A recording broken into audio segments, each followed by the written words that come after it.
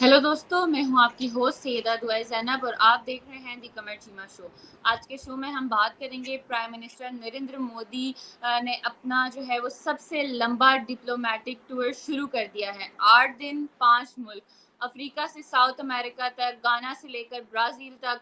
Agenda बड़ा है, vaccine hubs, defence deals, BRICS summit और इवन यूपीआई का एक्सपेंशन। ये नरेंद्र मोदी, जो प्राइम मिनिस्टर नरेंद्र मोदी हैं, उनके 10 सालों का सबसे बड़ा जो है वो सफ़र है।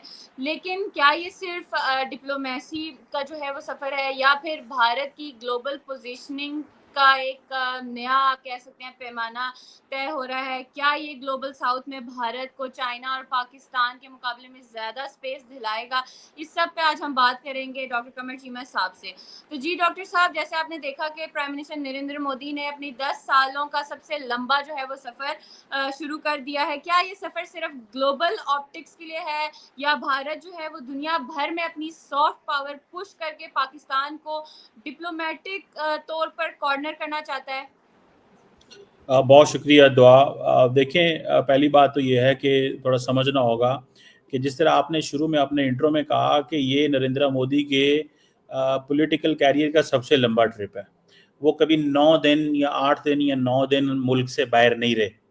और ये भी इतना लंबा ट्रिप है कि मतलब वो कहाँ कहाँ जा रहे हैं। वो इंडिया से निकलेंगे और वो जाके कहीं अफ्रीका में जाके बैठेंगे और वहाँ से निकलेंगे, फिर अफ्रीका जाएंगे, ब्राज़ील जाएंगे और अर्जेंटीना, उसके बाद ट्रिनिडेड एंड टोबैगो जाएंगे, गाना जाएंगे, मुख्तलिफ जगहों पे जा रहे हैं। So starting from I think गाना से ट्रिनिडेड एंड टोबैगो, वहाँ से जाएंगे अर्जेंटीना, अर्जेंटीना से ब्राज़ील, ब्राज़ील से होते हुए वो वापस जाएंगे आई थिंक नमीबिया, और वहाँ से शायद दिल्ली दोबारा आ रहे हैं। सो ये सो फार जो उनका ट्रैवल प्लान है वो है। आपने बड़ी अच्छी बात की ग्लोबल साउथ की। बेसिकली नरेंद्र मोदी जो हैं वो अपने आप को पिच कर रहे हैं ग्लोबल साउथ का लीडर। नॉर्मली जिस अंदाज से वो ट्रिप कर रहे हैं, इस तरह अमेरिकी सदर करते हैं, चाइनीज़ प्रेसिडेंट करते हैं, या और मुल्कों के बड़े लीडर्स करते हैं कि जो दो दो चार चार मुल्कों में इकट्ठे जाते हैं। मतलब ये नहीं है कि एक दिन नहीं कि ठीक है एक दिन ट्रिप करके वापस आ गए। No, they are not doing it. So वो ये कर रहे हैं। अब घाना जो है वो वेस्ट अफ्रीका का एक इम्पॉर्टेंट मुल्क है जहाँ पे वो जा रहे हैं। और इंडिया जो है वो क्या कर रहा है कि इंडिया हर उस मुल्क जाना चाहता है जहाँ पे इंडिया की जो एक्सपोर्ट्स हैं या इंडिया की इकोनॉमिक पार्टनरशिप अच्छी हो, पहली बात। दूसरी, इंडिया की जो सिविल सोसाइटी वहाँ पे मौजूद हो। ठीक है ना जी। अब for example Trinidad and Tobago को ले लें आप। 40 to 45% इंडियन डियास्पोरा, ये जो कैरेबियन एरिया है यहाँ पे रहता है। और ये आप देखें कि या वहाँ पे जो प्रेसिडेंट हैं जो और प्राइम मिनिस्टर हैं ट्रिनिडेड एंड टोबैगो में, ये दोनों इंडियन ओरिजिन के हैं। सो ये मोदी साहब बेसिकली, मैं आपको बात बताऊं, मोदी साहब अपना जो हिंदू कनेक्शन है और जो इंडियन कनेक्शन है उसको जोड़ने जा रहे हैं। और इसीलिए ये देखें कि ये एक इसको अहमियत दी जा रही है। इससे पहले आपको याद होगा कि और भी अफ्रीकन मुल्कों में नरेंद्र मोदी साहब काफ़ी गए हैं। सो वो ये समझते हैं कि मुझे यहाँ पे जाने की ज़रूरत है ताकि मैं ग्लोबल साउथ को कनेक्ट कर सकूं, ताकि मैं ग्लोबल साउथ में अपना एक इम्प्रेशन क्रिएट कर सकूं।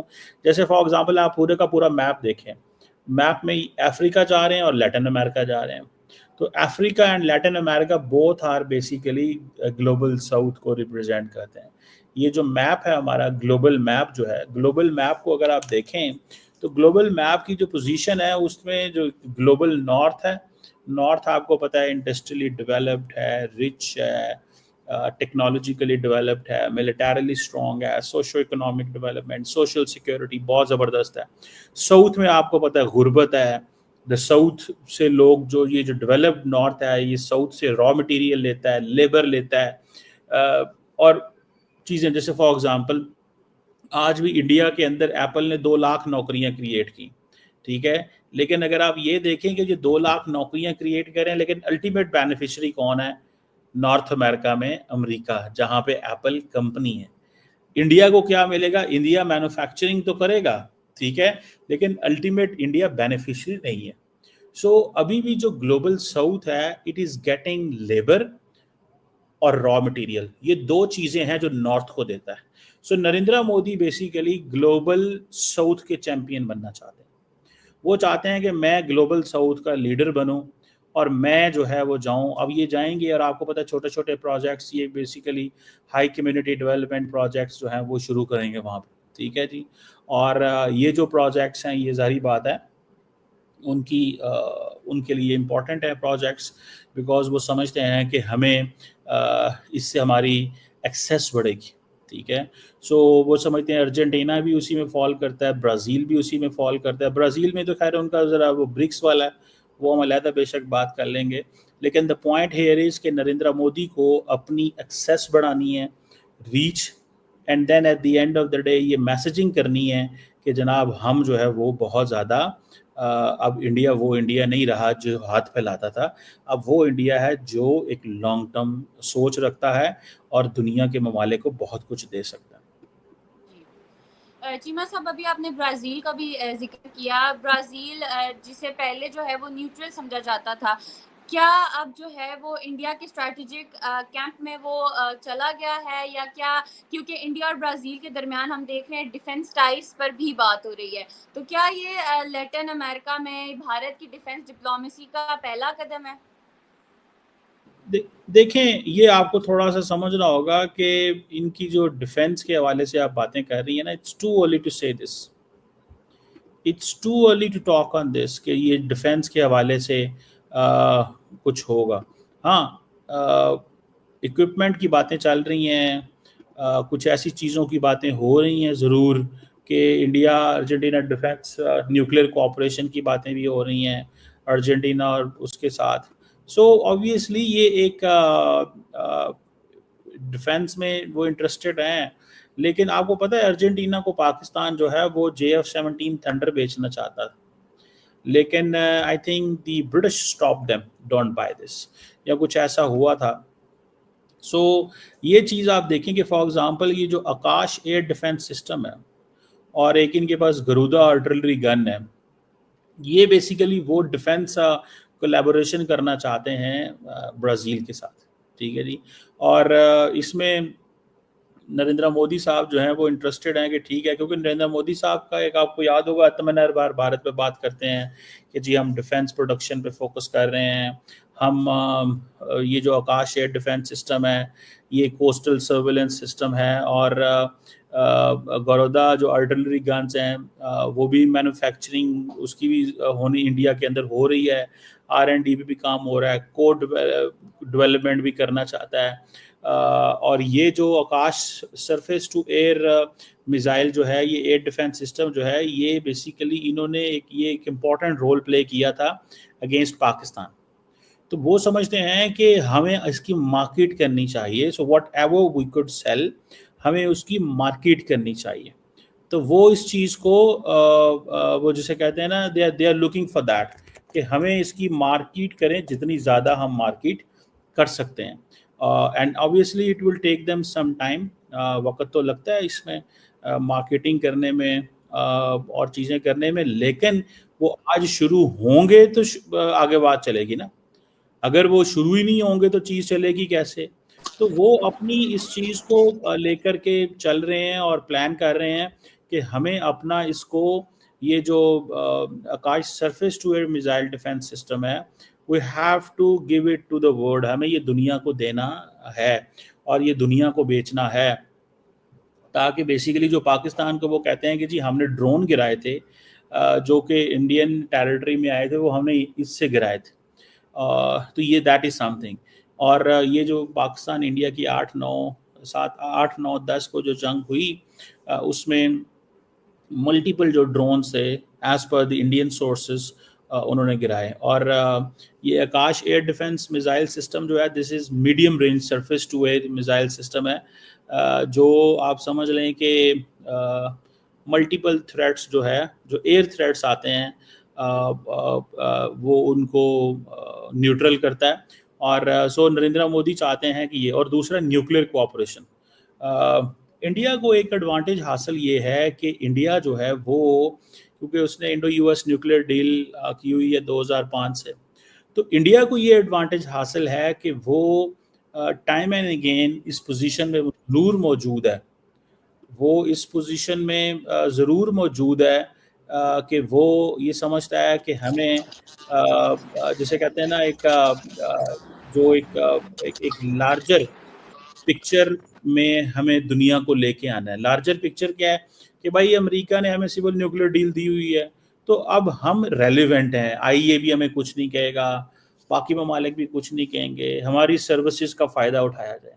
ठीक है, सो ये चीज़ें जो है ना, वो न्यूक्लियर कोऑपरेशन ये मौजूद है, ये रहेगा और ये ख़त्म नहीं होगा। और इंडिया अपने आप को ग्लोबल साउथ के ममालिक को कह रहा है कि तुम अमेरिका ना जाओ, बाकी जगहों पे ना जाओ, तुम मेरे साथ अटैच रहो, मैं तुम्हें बहुत कुछ देने की पोजीशन में हूँ, मेरे साथ डिफेंस स्पेस टेक्नोलॉजी में काम करो। लेकिन सवाल ये है, जैसे फॉर एग्जांपल वो कहते हैं कि हम डिफेंस स्पेस टेक्नोलॉजी में आपके साथ काम तो करना चाहते हैं, लेकिन इट्स नॉट दैट ईजी तो नहीं है। इंडिया इटसेल्फ अभी डिपेंडेंट है। ठीक है, अभी इंडिया फुली जो है वो इंडिपेंडेंट नहीं है। इस चीज़ को वो लोग समझते हैं कि India is not fully independent, India is dependent. So let's see Modi साहब क्या पैकेज ऑफर करते हैं, क्या करेंगे, how things will shape there.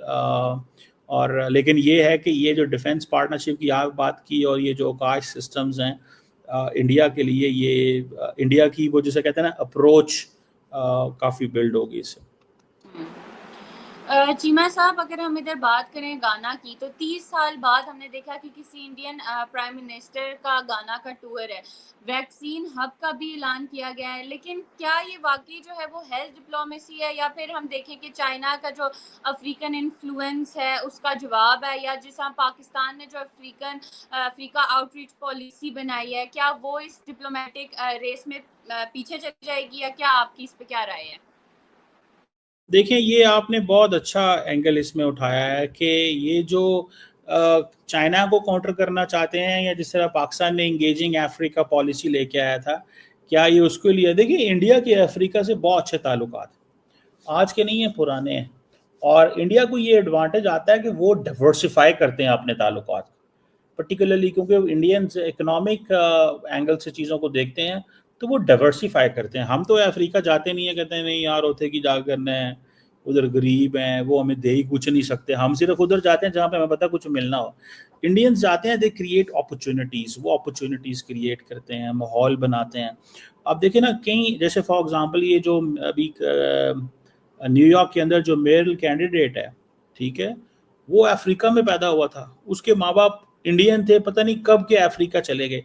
और अच्छा, सिर्फ ये नहीं है, मैं बहुत सारे ऐसे लोगों को, once I met a person, उनका नाम मेरे जहन से निकल गया, शर्मा साहब के पता नहीं क्या, I met him in Portugal. तो वो जो थे, वो उन्होंने ही टोल्ड मी कि वो अफ्रीका से माइग्रेट करके गए, और वो भी पीछे से गुजरात से थे। सो गुजरात के जो लोग हैं इंडिया में, ये सारे बड़े बिजनेस ओरिएंटेड, बड़े इनकी अप्रोच होती है, and they don't mind travelling, doing business, लेकिन दे आर वेरी नेशनलिस्ट।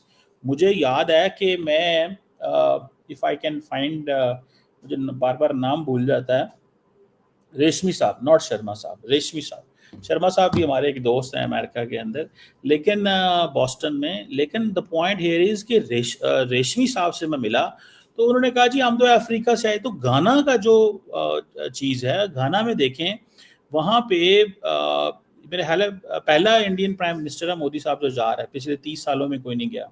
और दूसरी बात यह है कि एक इंडिया अफ्रीका फोरम भी बना हुआ है।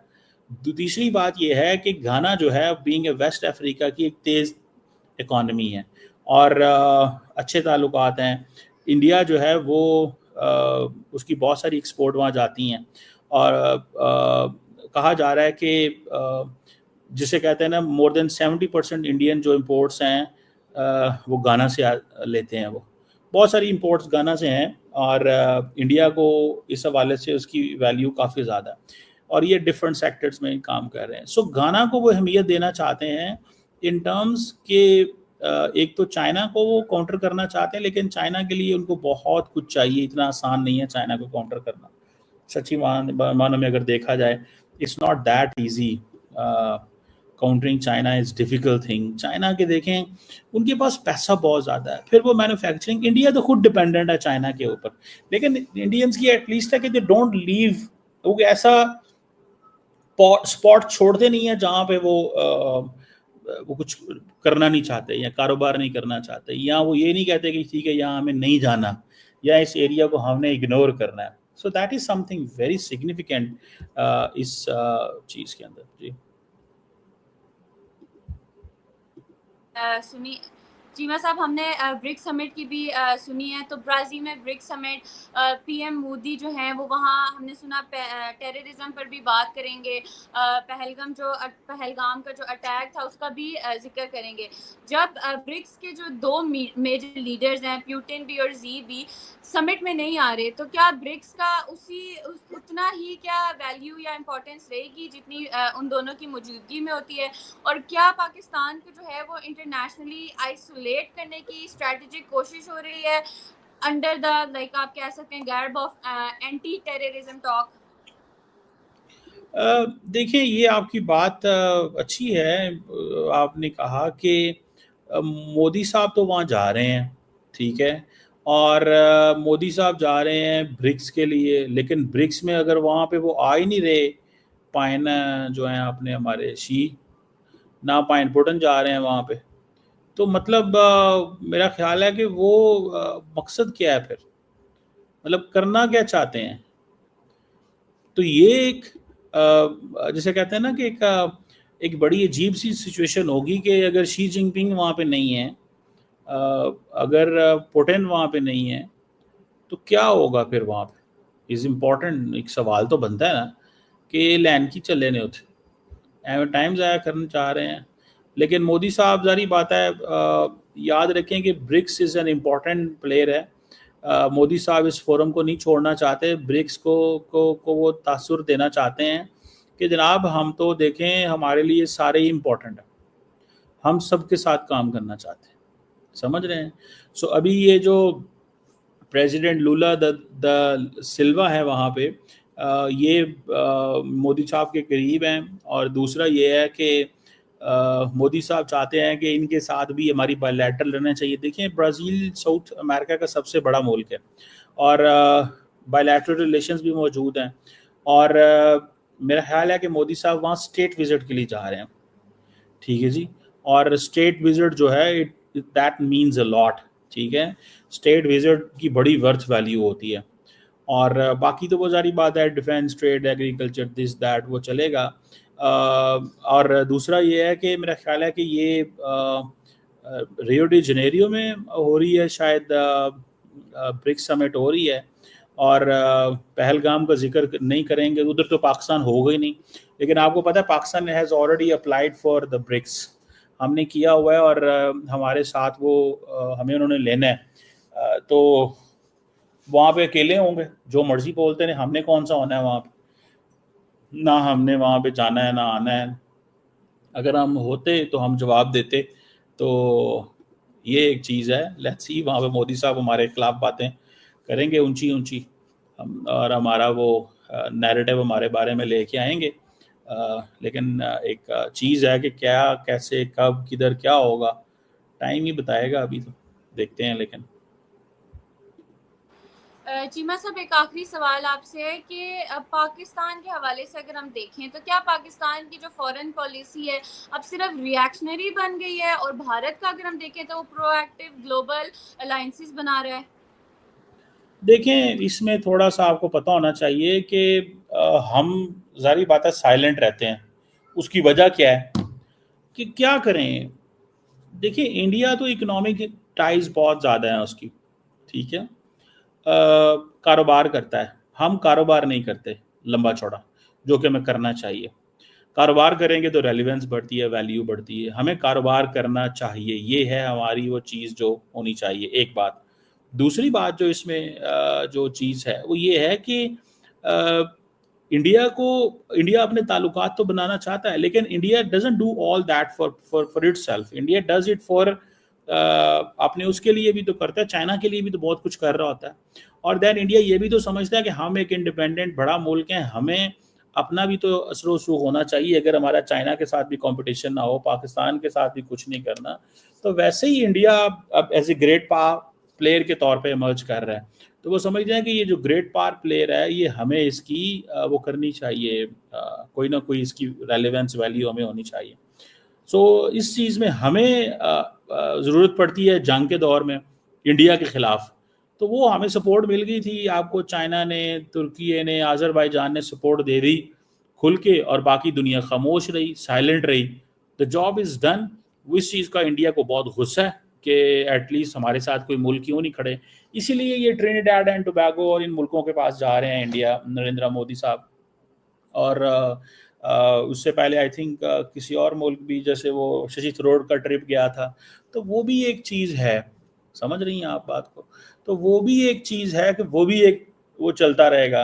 तो वो अब वहाँ पे जाना पसंद करते हैं जहाँ पे इंडियन ओरिजिन के लोग मौजूद हों, ताकि वो कनेक्शन हो। और जब भारत पाकिस्तान की लड़ाई जंग हो, तो एटलीस्ट ये ममालिक पाकिस्तान के खिलाफ बोल से रहे, हम कहें जनाब हमें ट्रिनिडाड एंड टोबैगो ने सपोर्ट की थी, हमें फलां मुल्क ने सपोर्ट की। सो ये चीज़ एक करना चाहते हैं।